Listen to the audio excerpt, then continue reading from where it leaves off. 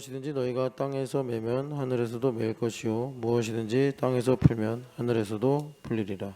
진실로 다시 너희에게 이르노니 너희 중에 두 사람이 땅에서 합심하여 무엇이든지 구하면 하늘에 계신 내 아버지께서 그들을 위하여 이루게 하시리라. 두세 사람이 내 이름으로 모인 곳에는 나도 그들 중에 있느니라. 아멘.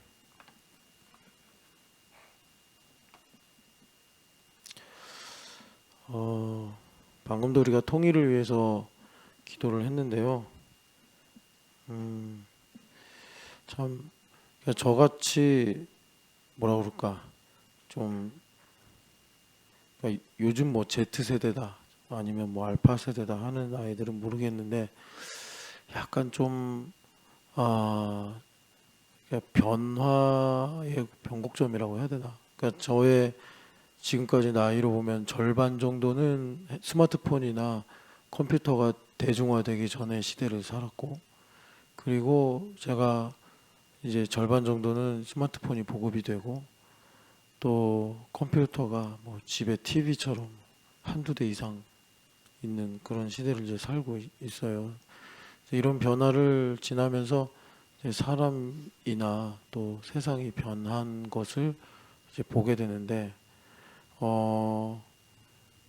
그 큰 변화 중에 하나가 정치인 것 같아요. 이렇게 사람들이 어떤 직업이나 세대를 불문하고 정치적 이슈 때문에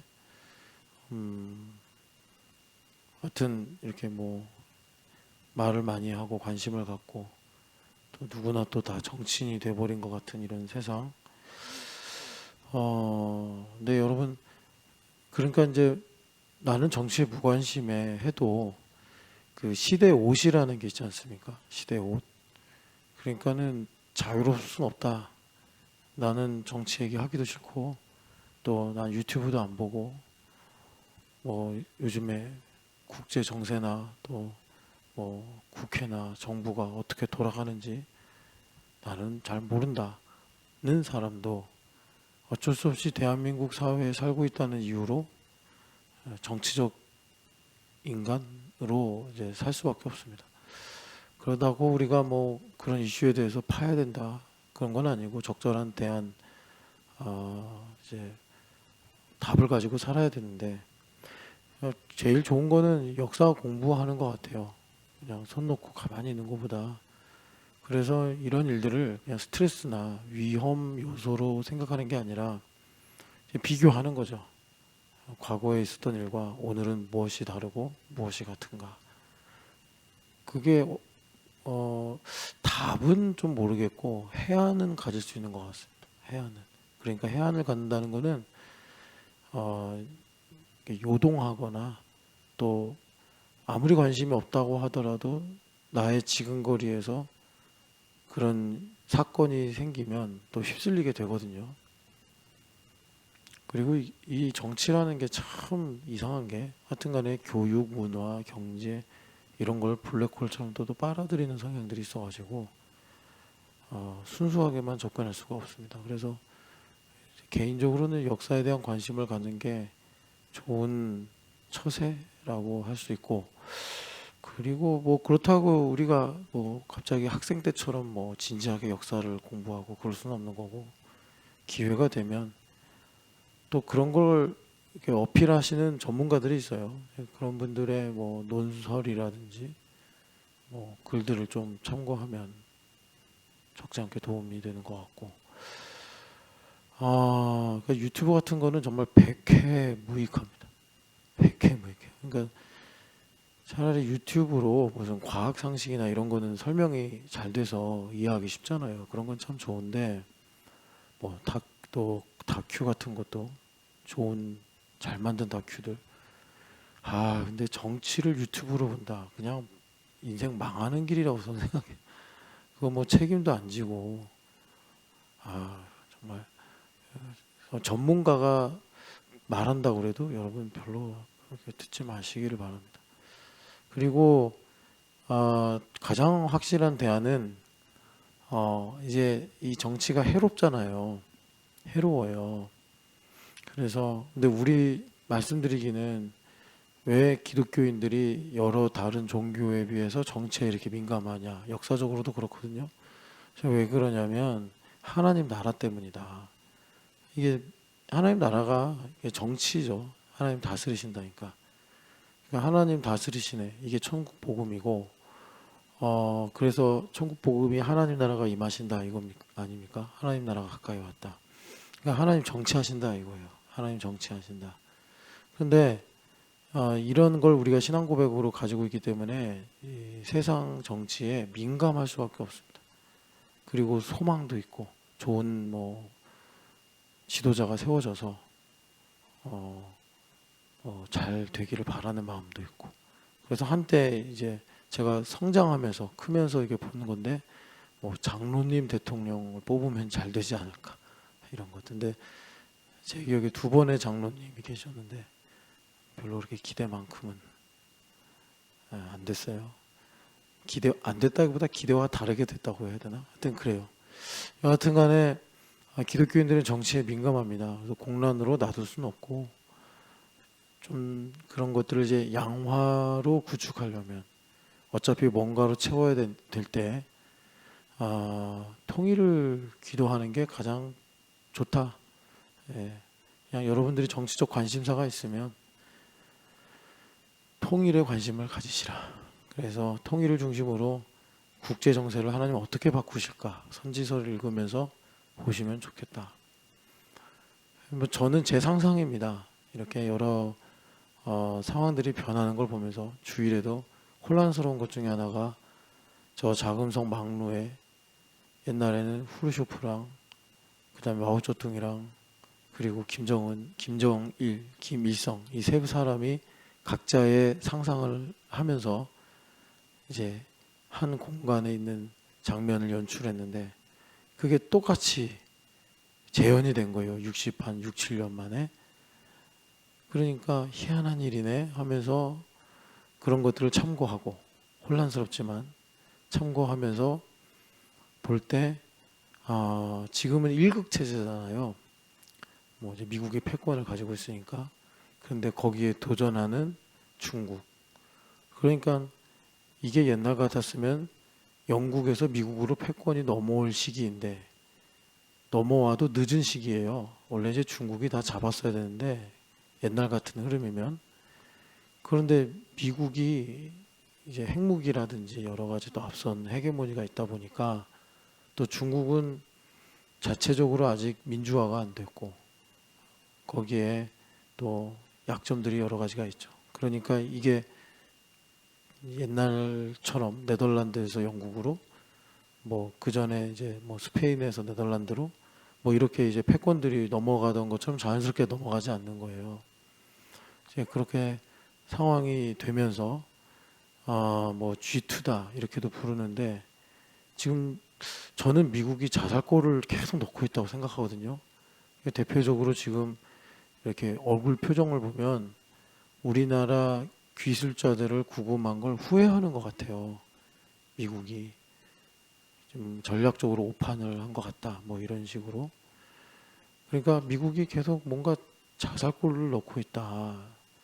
근데 그 내막을 살펴보면 그럴 수밖에 없겠더라고요. 가만히 앉아 있으면 뭐 역사가들이 말하는 것처럼 미국의 구분이 다 했어요. 이렇게 보면 원래 미국이 뿌리가 없는 나라잖아요. 뿌리가 없는 나라고 정말 하나님의 은혜로 미국이 여기까지 왔는데 하나님께서 주신 은혜들을 스스로 걷어차고 있어서 대표적인 게 사실 저가 대학교 때 아니야 고등학교 때 배운 게 미국 하면은 그 멜팅 팟인가 그걸 선생님이 되게 많이 가르쳐 줬거든요. 그 멜팅 팟이 된 이유가 자유, 평등, 유니온 이 세 가지인데 그 가치를 자기들끼리 버리고 있단 말이에요. 그러니까 정말 구분이 단 게 많구나. 그래서 이런 모든 상황을 이제 볼 때 제 상상입니다. 전 세계가 다극 체제가 되지 않을까 이게 생각이 되고 다극 체제가 되면은 서로 이해관계가 엉키잖아요. 통일이 되게 조금 쉬워지지 않을까 뭐 이런 생각을 합니다. 어느 나라도 우리나라가 통일되는 걸 원하지 않습니다. 통일되면 그냥 땅만 2배가 되는 게 아니라 여러 가지 변화가 생기기 때문에 어느 나라도 약간 캐스팅 보트 같은 우리나라가 독립 변수가 되는 걸 원하지 않습니다. 일본도 중국도 러시아도 미국도 심지어 그 외에 기타 등등들도. 그런데 이해관계가 엉켜버리면 뭔가 51대 49 같은 느낌으로 하나님께서 통일을 이루시는 하나의 또 조건이 되지 않을까 생각을 하면서 제가 왜 이렇게 구구절절 설교도 아닌 이야기를 늘어놓느냐. 통일을 위해 기도하시라. 통일을 위해 기도하시라. 통일을 위해 기도하라는 말이 꼭 아마 그 이스라엘 백성들 유대인들이 바벨론으로 끌려가서 70년이 되면 주님께서 돌아오게 하신다고 하지 않았냐. 그래서 에스겔서에서 뭐라 그래요? 그래도 기도해야 할지니라. 그런 말씀을 듣는 느낌이 아닐까. 어떤 사람은 그런 일이 있겠어. 나는 그런 일에 반대요. 또 그럴 수 있을까? 그랬으면 좋겠다. 뭐 여러 가지 아마 유대인들의 생각이 있었을 텐데 하나님은 그래도 기도해야 된다. 라고 에스겔서 36장에 말씀하셨잖아요. 그러니까 뭐 제가 그럴 위치는 아니지만 성경 말씀이 있으니까요. 사무엘 선지자처럼 통일을 위해 기도하지 않는 것은 죄가 아닐까 이런 생각은 저는 죄라고 생각하고 남에게 말할 때는 그런 상황 아닐까라고 생각을 합니다. 그래서 여러분 이런 복을 여러분 잘 기억하시고 통일을 위해 기도하지 않으면 그만큼 아까 말씀드린 대로 악화가 나의 삶의 일정 부분 차지해서 맨날 아까도 말했던 것처럼 쓸데없이 정치 유튜브나 보고 또 뭐 누가 뭐 이런 거 있잖아요. 뭐 누구의 죄가 밝혀졌다. 뭐 누가 그랬다더라. 뭐 또 뭐 누가 이런 말을 했다더라. 이런 걸로 막 요동하고 마음 뺏기고 뭐 두려워하고 뭐 우리나라가 공산주의가 되는 공산당이 되는 거 아니에요. 막 이런 질문하고 회개 안 하고 기도 안 하면 그렇게 되겠죠. 뭐 전도 안 하고 그러면 뭐 그거를 이렇게 어렵게 생각하세요. 지금처럼 전도 안 하고 지금처럼 그 질문하신 분이 뭐 새벽 예배 안 나오시는데 그렇게 새벽 예배 안 나오시면 공산화가 아니라 요즘 21세기 무슨 공산합니까? 일당 독재가 되든지. 그래서 베네수엘라로 우리나라도 전락해서 원화가치 팍 떨어지고 휴지 하나 살 돈도 없어가지고 그렇게 되겠죠. 우리나라 뭐 그래도 알짜배기 같은 기업들 있잖아요. 그거 다 뭐 일본이나 미국이나 유럽으로 팔려갈 거고. 옛날에 우리나라 조선 때 다 보잖아요. 그거 공부 좀 해보라니까요. 필요하시면 제가 자료들도 모아놨으니까 드릴게요. 어떤 일이 있었는지. 다 팔아먹는다니까요. 고종이요. 다 팔아먹었어요. 광산, 뭐 토지 개발권, 뭐 임야 다 팔아먹었어요. 예. 자기네 황족 지키려고. 여하튼간에 여러분 통일을 위해 기도하시라. 그걸 좀 부탁을 드리고 싶고, 그리고 오늘 읽은 본문의 말씀이 그러니까 이제 여러분들도 보시면 알겠지만 이 18장 18절 이게 이제 마태복음 16장 19절 말씀인데 그래서 하나만 좀 더 말씀을 드릴게요. 그러니까 제발 저 이제 여기 새벽 예배 나오시는 분들은 그래도 죄송합니다. 이런 표현 써서 인싸니까 하나님의 인싸 아닙니까? 예. 그렇다고 뭐 밖에 있는 안 나오신 분들이 뭐 아싸라고 해야 되나? 근데 오늘은 인싸, 내일은 또 안 나오면 내일 또 아싸. 근데 여하튼간에 요 성경적으로 말씀드리는 거예요. 성경에 보면은 12제자들 중에도 3명은 인싸고 12지파 중에도 레위 지파는 인싸 지파고 하나님 그렇게 거룩이에요. 그게 거룩. 여러분 이거를 세속적 가치로 생각해서 불평등이라고 생각하시면 그거 하나님 나라의 멍청입니다.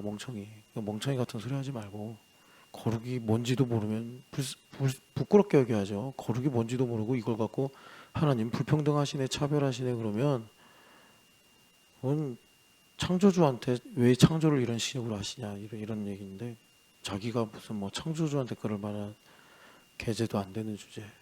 그러니까 기초부터 다시 시작해야 되는 거예요. 그러니까 제발 플리즈 정치 유튜브 좀 보지 마요. 수준 떨어지는 것 좀 하지 마요. 우리는 그런 천한 신분이 아니에요. 예. 그러니까 정말 유튜브를 끊지 못하겠으면 그냥 역사, 과학 이런 걸 봐요. 그러면 그런 건 되게 그 요즘에 공중파에서 하는 것보다 훨씬 잘 만들더라고요. 과학, 역사 이런 건 정말. 아니면 책을 이렇게 풀어주는 거. 근데 그것도 참 좋은데 이 책을 좀 좋아하시는 분들은 알잖아요. 그렇게 풀어주는 걸 볼 때 손해 보는 게 뭔지 알죠. 근데 아예 안 읽을 거면 그거라도 보시는 게 뭐 총균세 같은 거 죽을 때까지 안 읽을 것 같다. 그러면 그냥 그런 거 전문가들이 나와서 총균세가 왜 베스트셀러고 하버드에서 반드시 읽어야 될 책 1위인지 그 정도는 알면 좋잖아요. 근데 그걸 듣고서 읽었어 이러면 좀 손해 보는 게 많고 그걸 통해서 한번 읽어볼까 뭐 이런 도전을 받으면 좋은 동기가 되겠죠. 제발 부탁인데 쓰리 같은 거 좀 보지 마요. 그러니까 정치 유튜브 보지 말라니까 그 이하 뭐 예능부터 해서 뭐 영화 드라마 그냥 극장 가요. 아니 그 뇌 과학 연구하시는 의사 선생님들도 그런 거 보지 말고 극장 가래요. 그냥 왜 그런 쇼폼이나 짜집기 한 걸 보냐. 그 뇌 건강에 해롭다 그런다고. 그러니까 여러분 하여튼간에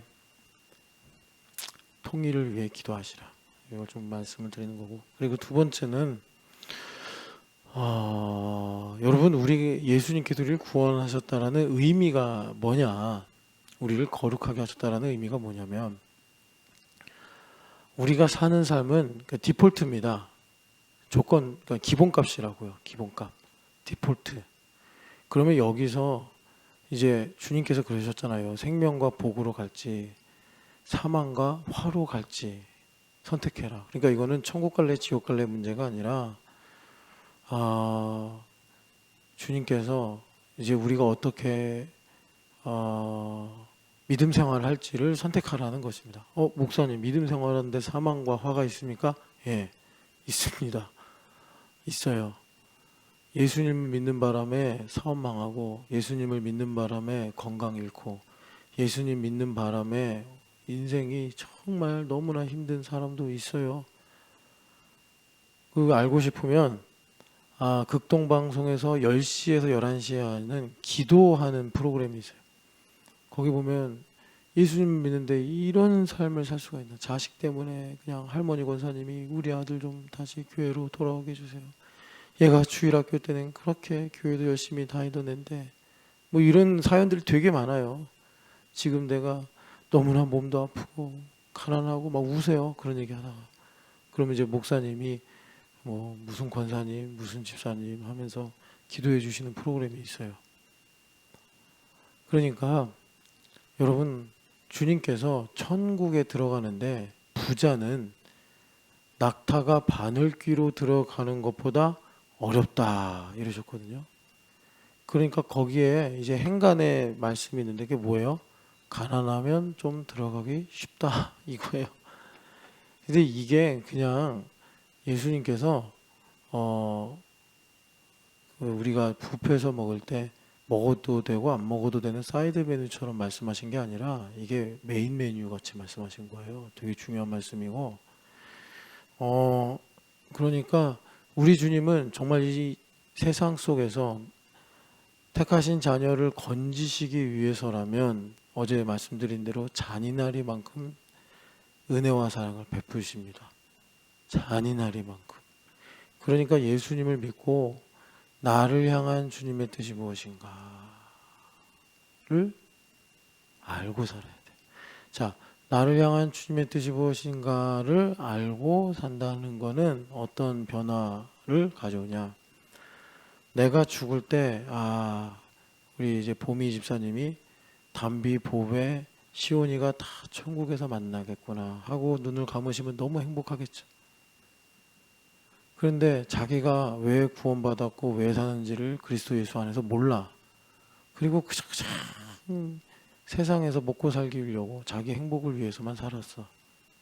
그럼 눈을 감을 때 이제 천군 천사도 보이고 이러니까 나는 이제 천국 간다 뭐 이렇게 이제 고백하고 믿을 수 있잖아요. 그러면 참 복된 거잖아요. 그러는 와중에 그러면 쟤네들은 미지수로 남아. 뭐 지금이야 우리 애들 다 교회 잘 다니지만 애들은요 부모를 카피한다니까요. 그게 그 완벽한 부모는 없다라는 책에 서문에 나와요. 애들은 카피한다고. 그러니까 봄의 집사님 안에 우리는 모르는 세속적인 가치가 있다고 합시다. 그거를 적어도 셋 중에 한 놈은 베껴요. 그래서 여러분들도 이런 스토리를 교회 다니면서 듣거나 보신 경험이 있을 거예요. 공부도 제법 잘하고 보니까 이제 대학 졸업하고 회사 생활도 잘하고 교회 오면 누구야 오랜만이다 잘 지내니? 잘 지내고 있어요. 뭐 이번에 아파트 샀어요. 뭐 이러고 그러고 있는데 교회 신앙 이 부분에서는 사실은 이제 갸우뚱한 거죠. 뭐 이런 거죠. 저희 이번에 2주간 뭐 어디 놀러 가요. 해외여행 갔다 와요. 한 달간 저희 뭐 이렇게 어디 뭐 유럽 여행 갔다 와요. 막 유럽 여행 가는 게 죄는 아닌데 지금 제가 말씀드리는 방향을 아실 테니까 쟤는 부모님이랑 좀 다르구나. 이제 이런 느낌을 남긴단 말이에요. 과연 어떻게 될까? 구원받을까? 근데 이게 담임 목사로서 생각하면 되게 마음이 어려운 게 그런 상황에서 구원받으려면 자기가 그렇게 가지고 있던 모든 걸 날려야 돼요. 그러니 그 당사자에게는 인생에 큰 고통이 따라오는 거예요. 차라리 아예 가지고 있지도 않았으면은 뭐 아프거나 힘들지도 않는데 그러고 살던 사람이 이제 그럴 수 없는 상황에 가서야 부모님이 믿던 예수님이 이런 분이구나를 깨닫고 그나마 이제 최소한으로 돌아오니 그걸 바라는 목사가 어딨어요. 그걸 바라는 부모가 어딨냐고. 이제 안 그러면은 그래서 주님께서 그런 거예요. 부자는 천국에 들어가기 힘들다고. 그래서 여러분 이제 중요한 건 뭐냐면 아까 이제 기본값 말씀드렸잖아요. 그 기본값이 내 삶이에요. 하루하루. 그러니까 이걸 계속 연습하셔야 돼요. 그 많은 분들이 신앙은 연습이 필요 없다 이렇게 생각을 하시는 것 같아요. 근데 바울 사도가 정말 그 자신의 삶을 되게 미분을 하면서 어떻게 자기가 그렇게 마지막에 달려갈 길을 마치고 선한 싸움을 싸우고 믿음을 지켰다. 어떻게 그 지점에 이르렀는가. 우리가 빌립보서에 보면 이분이 이제 한창 때 쓰신 거 아니겠습니까? 그러니까 나는 얻었다 함도 아니요 온전히 이루었다 함도 아니라 내가 뒤에 있는 것을 잊어버리고 앞에 있는 것을 향하여 잡으려고 달려가노라. 이렇게 말씀하시잖아요. 그러니까 이렇게 표현할 수 있어요. 바울 사도에게는 신앙이 항상 생생했다. 여하튼 그래서 내게 있는 삶에 대해서 우리가 항상 그걸 기본값으로 가지고 그거 갖고 정죄받으면 안 된다는 얘기예요. 제 말은. 벌써 내가 어제 무슨 일이 있었는지 내게 어떤 일이 펼쳐지는지 그거 갖고 내가 정죄를 받는다는 건 내가 아직 주인이라는 거예요. 찬양 중에 내가 주인 삼은 모든 거 내려놓고 이러잖아요. 근데 아직 내가 주인이 돼서 것들이 나의 주인이 되어 있는 거예요. 그러니까 정죄받는 거예요. 누가 나한테 뭐라고 그랬다고, 내가 원하는 대로 안 됐다고, 뭐 이런 불행한 일이 생겼다고 그런 걸로 염려하고 근심하는 거는 여러분 다시 한번 말씀드리지만 우리는 모든 걸 다 하나님과의 관계에서부터 시작을 해야 돼요. 그게 이번에 분리와 회복의 가장 중요한 골자예요. 모든 것은 하나님과의 관계에서 시작이 된다. 그러니까 A라는 문제가 있어요. 내가 그걸로 스트레스 받고 있어. 왜 스트레스 받냐고. 그러면 내가 스트레스를 받고 있으면 그게 뭔 소리라고요? 하나님은 그거보다 작다. 허윤주 집사님이 당장 내일 1,000만 원 갚아야 돼. 근데 1,000만 원이 없어요. 그래서 지금 스트레스 받아. 그러면 그 순간 하나님은 1,000만 원보다 작은 하나님, 능력도 없는 하나님, 그래서 하나님도 쪼그라들게 만든 그게 진짜 죄라니까요. 그게 진짜 죄라고. 큰 죄라고. 그게 영으로 살지 않는 죄라고. 영으로 다 죄 짓고 살면서 육으로는 죄 안 지는 척하고 괜찮은 척하고 아무 소용 없어요. 우리가 교회된 40일 10번 하면서 그런 거 배우는 거지 뭐 40일로 우리가 훈장 달 일이 있습니까? 그러니까 제일 1번이 하나님과의 관계예요. 그래서 순교하시는 분들은요, 순교하러 가는 거 여러분 왜 안 두렵겠어요? 왜 안 슬프겠어요? 그런데 하나님과의 관계가 든든하니까 주님께서 허락을 하셔서 주님이 죽음보다 크신 거예요. 생명보다 크신 거예요. 그러니까 순교의 자리로 나가도록 하나님이 영광을 허락하시는 거예요.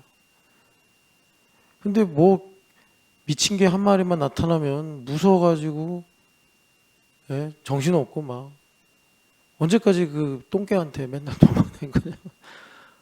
똥개가만 나타나면 그냥 무서워가지고 어떡하려고 그래. 그러니까 1번 하나님과의 관계를 제일 먼저 점검해야 된다. 그래서 내가 사는 삶이 기본값이 돼야 돼요.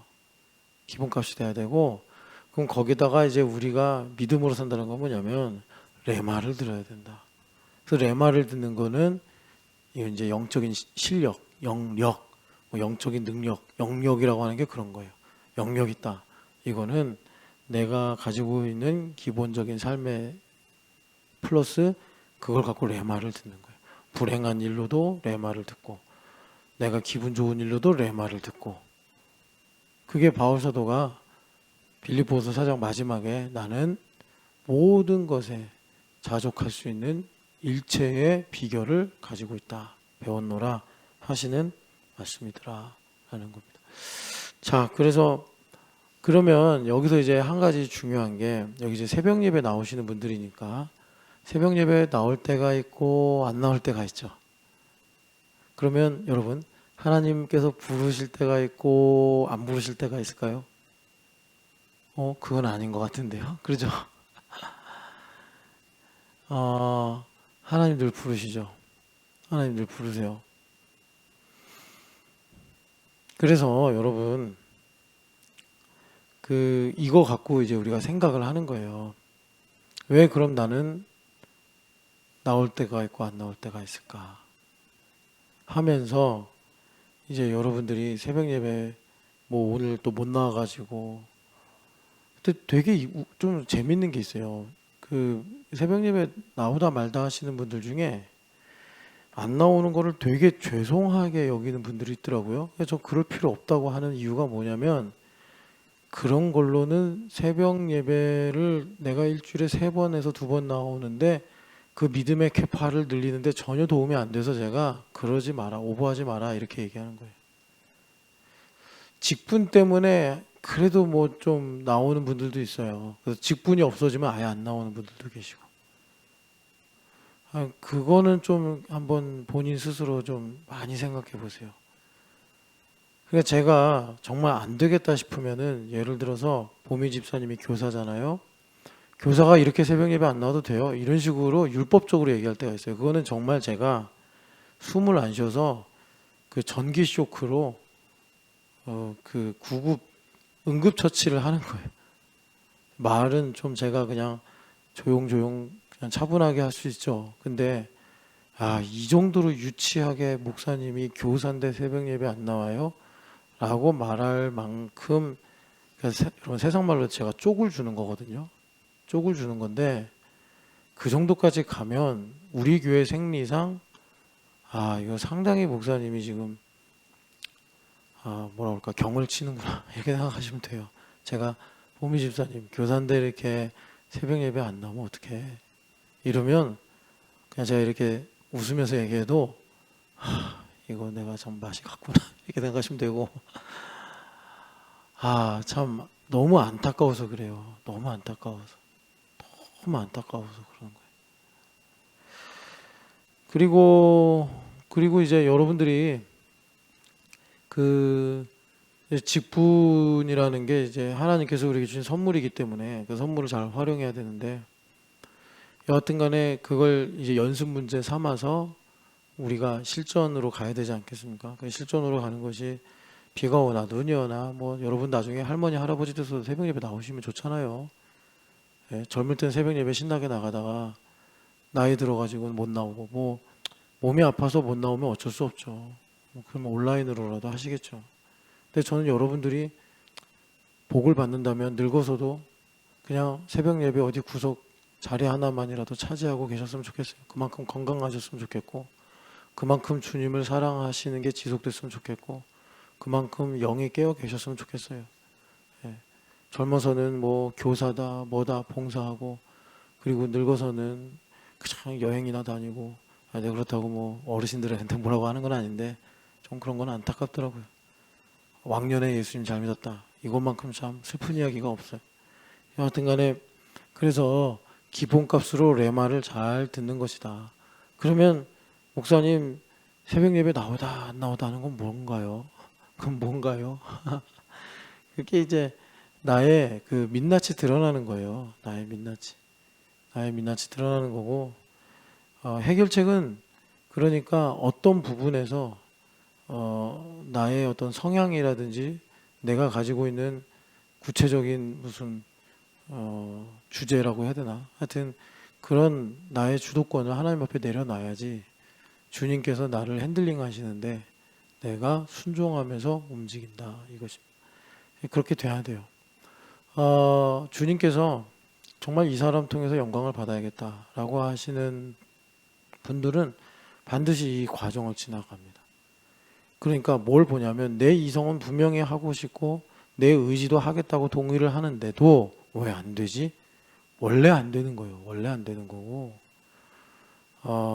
하나님 앞에 정말 뭐 이렇게밖에 표현이 안 되는데 정말 겸손해지면 주님께서 이제 우리한테 자유를 주신다. 하나님 뜻대로 살 수 있는 자유를 주신다. 그 오늘 우리가 마태복음 18장 말씀 읽었는데 18절 말씀이 교회 이야기란 말이죠. 그런데 이 16장 19절 말씀처럼 참 신비로운 말씀이에요. 아니 어떻게 하늘에서 메고 풀어야지 땅에서 메이고 풀리는 거지, 땅에서 메고 푼다고 어떻게 하늘에서 메이고 풀릴까? 마치 땅에 의해서 하늘이 움직이듯 나에 의해서 하나님께서 움직이는 것처럼 왜 예수님은 말씀하신 걸까? 혹시 번역이 잘못된 거 아닐까? 혹시 마태가 성경을 기록하시다가 이 능동태와 수동태를 바꿔 쓰신 게 아닐까? 라는 의심이 들 정도로 매우 신비롭고 놀라운 말씀이에요. 그렇잖아요. 하나님께서 메고 푸셔야 땅에서 메이고 풀리는 거지. 우리가 뭐라고 여기서 메고 풀면 하나님께서 그래 너 맸냐? 나도 메일게. 뭐 이렇게 움직이신다는 거 아니에요. 간단한 말씀은 아니다. 그래서 그 세 가지로 좀 우리가 나누어서 이 말씀을 생각을 하면요.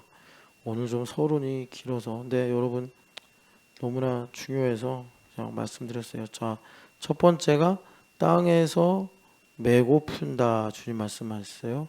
땅에서 메고 푸는 것. 그러면 하늘에서 메이고, 이게 수동태죠. 메이고 풀린다. 그리고 마지막으로 이렇게 되면 어떻게 됩니까? 여기는 생략이 되는데 다시 땅에서 하나님 나라가 임하죠. 하나님 나라가 임하고, 그리고 하나님의 뜻이 이루어지죠. 자, 이렇게 돼요. 그래야지 이제 여기에 또 하나 좀 더하면 이 모든 것을 더하여 주시리라. 이게 이제 이루어지는 거예요. 그래서 여러분 아시지만 그 어디죠? 마태복음 6장에서는 이 부분, 너희가 그의 나라와 그의 의를 먼저 구하라. 그리하면 이 모든 것을 더하여 주시리라. 그렇게 주님께서 말씀을 하셨고, 지금 우리가 본 바는 여기 부분이죠. 여기 부분. 근데 이제 하늘에서 메이고 풀리면 당연히 하나님께서 세상을 그렇게 지으셨기 때문에 일로 넘어가는 거예요. 그러니까 이건 주님께서 이제 그냥 생략을 하신 겁니다. 자, 그래서 이제 우리가 보려고 하는 게 뭐냐면 이 땅에 이제 하나님의 나라가 임하잖아요. 땅에 하나님의 나라가 임하는데 여기 헷갈리니까 그냥 지울게. 땅에 하나님의 나라가 임하는데 이게 뭐냐면 하나님의 경륜이 이루어지는 거죠. 하나님의 경륜. 방금 우리가 말한 통일이 이루어지는 겁니다. 지금 주님은 일하시고 계시는 거예요. 그래서 여러분 기억하시죠? 예승자매가 와서 통일된 거 아니에요? 이랬잖아요. 그죠? 근데 이 친구가 우리 교회를 연구를 했는지 뒷조사를 했는지 이루어진 사실로 믿는다면서요. 이런 신기한 일이 있나. 그래서 우리 교회 신앙 고백을 어떻게 알고 있지? 다 뭐 믿으면 바라는 것들이 신앙이라면서요. 통일된 거 아니에요? 통일된 것처럼 살아야죠. 이제 하나님 경륜에 편승한 삶이죠. 그러면서 이 경륜이 이루어짐과 동시에 이제 개인의 기도 응답이 이루어지는 겁니다. 기도 응답. 제가 이제 교회에서 목회를 하다 보면 이 부분이 없는 분들을 만나요. 그러니까 하나님을 향한 바람이 없어요. 한번 물어봐요. 제가 누군지는 개인의 문제니까 얘기 안 하는데 한번 집에 가서 혹시 우리 가족인가 한번 물어봐봐요. 한번 너야? 이렇게 하나님을 향한 바람이 뭐야? 이거 없으면 병든 거예요. 아픈 거예요. 많이 아프니까 많이 사랑해 주세요. 개인의 기도 응답. 이게 이제 땅에서 하나님 나라가 이루어지고 하나님의 뜻이 이루어진다라는 부분이고, 이제 이 부분 하늘에서 메이고 풀린다. 이게 뭐냐면 여러분 요한복음에 보면은 비밀을 하나님 보여주시는데 죽임당하신 어린 양께서 보좌에 앉으셔가지고 두루마리에 인봉을 떼십니다. 이게 이제 하나님의 섭리가 이 땅에 펼쳐지는 걸 말씀하는 건데, 그러니까 예수님께서 이 권세를 취하셨잖아요. 사도 요한이 엉엉 울었는데 울지 말라 유다의 사자요 또 죽임당하신 어린 양이신 예수님께서 그 권세를 취하셨다 해가지고 하나님 아버지로부터 그 두루마리를 받으시죠. 합당하시도다 하면서. 근데 이게 신기한 게 여러분 예수님을 상상하면 예수님은 하늘에도 계시고 땅에도 계시잖아요. 그죠? 그러니까 예수님께서 이걸 이제 어떻게 실제로 이루시냐면 예수님 떼시는데 그러니까 이제 이쪽으로 올라가는 거예요. 맨 처음에 땅에서 메고 푸는 건 뭐냐면 이 땅에서 예수님 일을 하시는 거예요. 예전에 어떤 목사님이 이런 설교를 하셨어요. 이분이 장애인 사역을 하시는 분인데 예수님도 장애인입니다. 우리가 없으면 예수님도 손이 없고 다리가 없습니다. 그랬다고 목사님들이 불경한 설교했다고 막 뭐라고 하셨는데 저는 맞다고 생각해요.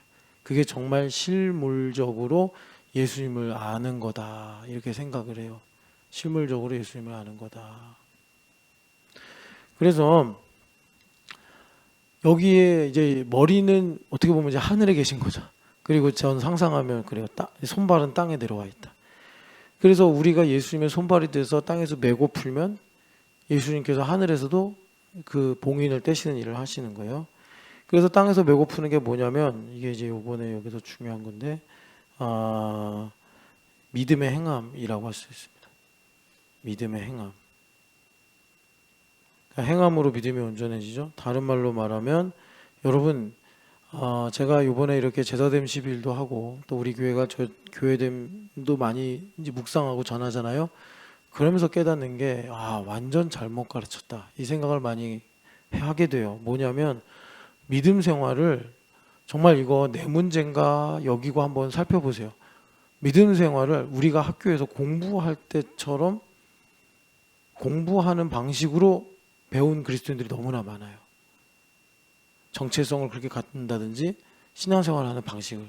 그러니까 여러분 시험 공부는 내 성적 올리는 거잖아요. 내 성적. 내가 열심히 공부한다고 친구 성적이 올라가는 거 아니잖아요. 친구가 열심히 공부한다고 내 성적이 올라가는 게 아니잖아요. 내가 계획을 세우고 내가 모르는 걸 찾아내고 그래서 내가 열심히 노력해서 성적을 올리는 거잖아요. 그런 식으로 신앙생활을 하는 사람들이 많아요. 그런데 왜 이걸 왜 강조하냐면 신앙생활은 그렇게 되는 게 아니더라고. 신앙생활은 연결되고 결합이 되는 거예요. 근데 저는요, 여러분, 제가 완전 잘못 가르쳤다라는 거는 한국 교회를 염두에 두고 한 말이에요. 우리 교회에서는 혼자 그렇게 하라고 가르친 적 없어요. 연결되고 결합돼. 한국 교회 분위기가 그런 거예요. 혼자 기도 열심히 하면 자기만 신앙 좋은 줄 알아. 연결되고 결합됨. 이게 여러분 사실은 신앙생활 잘하는 방법이에요. 심지어 예수님도 그러셨어요.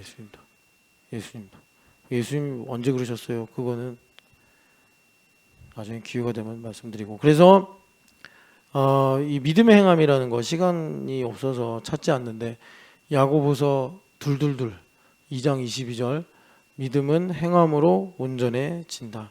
근데 이 온전해지는 믿음을 로마서에서 아브라함을 예시로, 그래서 우리가 아브라함을 믿음의 조상으로 하는데 아브라함이 창세기 15장 6절에 들음으로 믿어졌어요. 그죠? 그래서 15장 6절에 여호와께서 그를 의롭게 여기셨다. 그래서 이신칭이다. 너 다 믿네.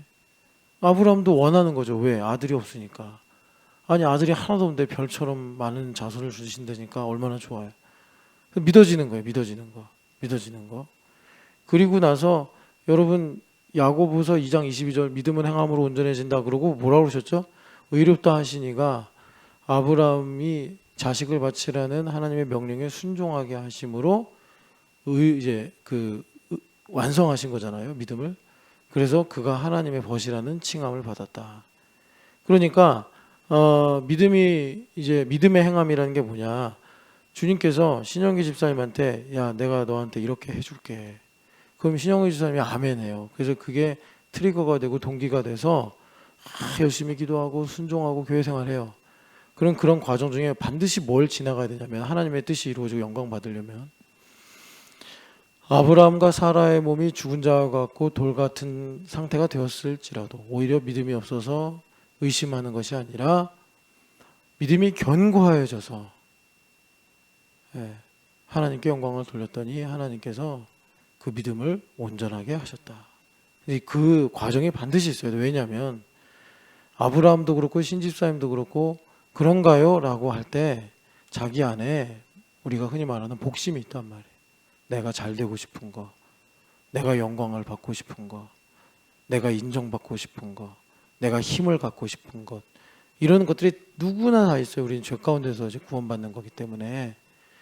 그래서 그런 과정들을 주님께서 마치 풀과 은을 연단하시듯이 잠언의 말씀처럼 우리를 연단하시는 거예요. 로마서 5장 3, 5절 말씀이죠.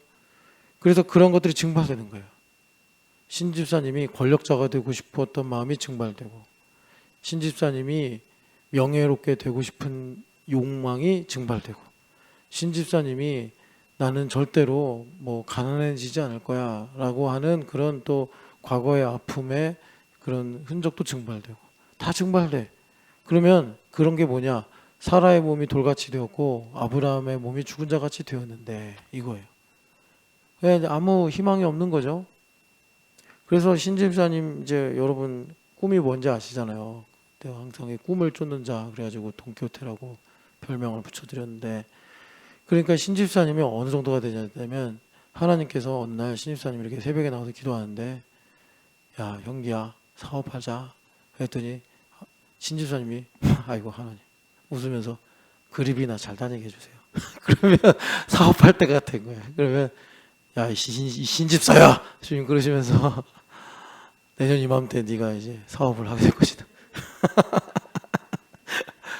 근데 아직까지도 아직 그 수준에 아직도 불순물이 남았는지 어느 날 새벽 예배 쭉 기도하시고 이제 저하고 신집사님하고만 남아가지고 출근한 날이에요. 목사님 저는 쿠팡으로 가야 되나이까 그리브에 남아야 되나이까 시지 미지로 가야 하나이까 그러고 있더라고요. 그래서 그냥 성원이랑 내년에 캠핑이나 가세요. 성원이 옆에 있길래 성현이랑 내년에 캠핑이나 가세요. 제가 그랬는데 그렇게 과정을 지나가는 거예요. 그렇게 되면은 어떤 상태가 되느냐? 아브라함한테 이삭을 바쳐라 라는 말씀을 듣는데 이 레마가 아브라함을 사로잡는 거예요. 사로잡아서 다른 생각이 안 드는 거예요. 그걸 이제 인지 과정으로 여러분 예전에도 한번 설명해 드렸어요. 뭐 아브라함이 로봇가 됐다 그런 거 아니에요. 아니 어떻게 여러분 눈에 넣어도 안 아픈 이삭을 하나님께 바칩니까? 아무 걸로도 이해가 안 되는 걸 아브라함은 100년 넘게 하나님 믿고 살아왔는데 하나님 언제 한번 나를 실망시키신 적 있냐 하면서 가는 거예요. 가는 거. 그러니까 하나님께서 부활이라는 믿음의 개념을 심어주시고 그래서 여호와 이레 하나님께서 프로비전 하신다. 공급하신다. 그래서 프로비던스 안에 들어가는 거예요. 그래서 24장에 그 위대한 리브가와 중매하는 이야기가 나오는 거예요. 그냥 중매 듀오 이런 얘기가 아니에요. 그게 정말 하나님의 놀라운 섭리인데 리브가 안 만났으면 이삭이 무슨 수로 여러분 믿음의 계보를 있습니까? 그 훌륭한 믿음의 자매를 만나가지고. 그런데 그때 여러분 아시겠지만 하나님께서 이렇게 응답하십니다. 너의 씨가 대적의 성문을 차지하리라. 그래서 여러분 잘 읽어보시면 이 반석 위에 내 교회를 세우리니 뭐라 그래요? 음부의 권세가 이기지 못하리라 라는 말씀이 의역을 한 거고 킹제임스 버전이나 이런 성경을 보면은 음부의 문이 그러니까 뭐 열린다고 해야 되나? 하여튼 그 음부의 문이라는 게 실체가 정확하게 뭔지 모르겠어요. 지옥을 가리키는 건 아니고요. 그러니까 예수님께서 사망 권세를 이기신다 이렇게 보시면 좋을 것 같아요. 그래서 그 다음에 천국 열쇠 이야기가 나오는 거예요. 마태복음에. 그러니까 내가 그렇게 믿음의 행함으로 순종하게 될 때 하나님께서 나를 통해서 일하실 수 있으니 천국의 문을 하늘의 문을 열어주시는 것입니다. 천국의 곳간을 열어주시는 거예요. 그래서 일본에 주님께서 무슨 일을 하시든 아니면은 주님께서 저기 뭐 북한에 무슨 일을 하시든 아니 우리가 무슨 어디 뭐 여러분 저 모르게 건물 갖고 계세요? 없죠? 아직 우리 교회 집 한 채도 없는 분들이 많아요. 자기 이름으로 등기는 돼 있는데 다 하우스 푸어들이라서 그러니까 하늘문이 열려야지 뭘 하지 뭐 안 그래요? 하늘문이 열려야지 뭐 우리가 주님의 일을 하지. 그 천국 열쇠를 받아야 될 거 아니에요. 천국 열쇠가 어떻게 이루어진다고요?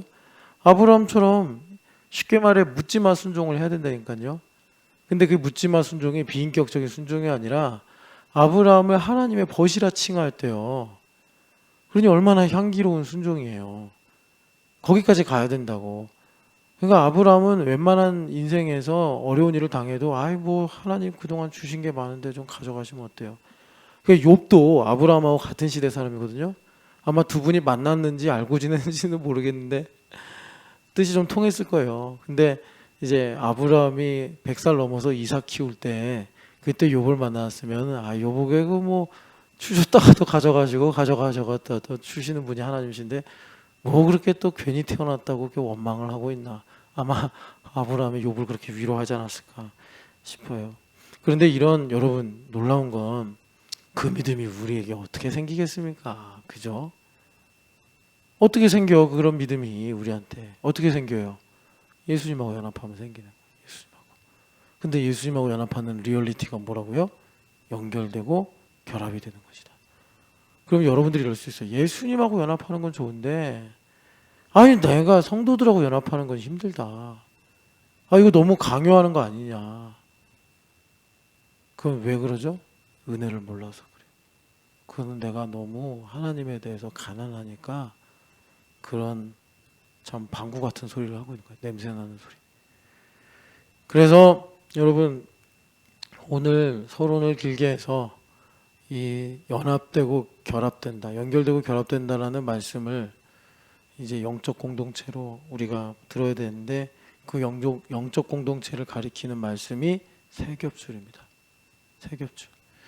그 요것만 잠깐 한 1, 2분만 더 말씀드리고 마칠게요. 전도서 보면은 참 인생이 허망해 이런 말을 하죠. 솔로몬이.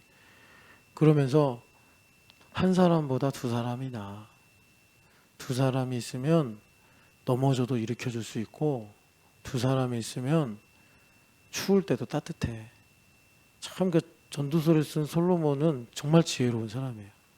그래서 흑암에선 두 사람이 좋아. 근데 여러분 재밌는 게 뭔지 아세요? 잠언에 가면 광야에서 혼자 사는 게 좋아. 또 그럴 때도 있어요.